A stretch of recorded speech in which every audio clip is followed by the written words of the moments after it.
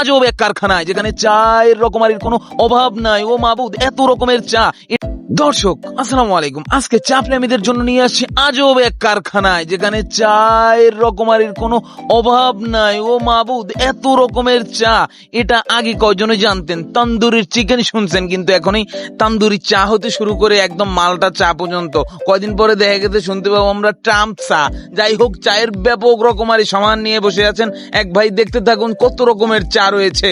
কিছু চা প্রেমী ভাই আছে আর তারা চা ছাড়া ভাতও খেতে চায় না। তাদের জন্য চা এক আজব খাবার। দুধ চা শরীরের জন্য মারাত্মক ক্ষতি হলো এদেশের পাবলিক দুধ চা যেভাবে খায়, অ্যান্টিবায়োটিক নাফা প্যারাসিটামল ও এভাবে খায় না। এদিক দিয়ে পিছিয়ে রয়নি আমার মা বোনরা উড়া দুরা চা, শুধু দুধ চা রোজ। আপনি যদি এ পর্যন্ত ভিডিওটি দেখেই থাকেন, অবশ্যই সাবস্ক্রাইব করুন, না করলে আপনি একটি কৃপণ।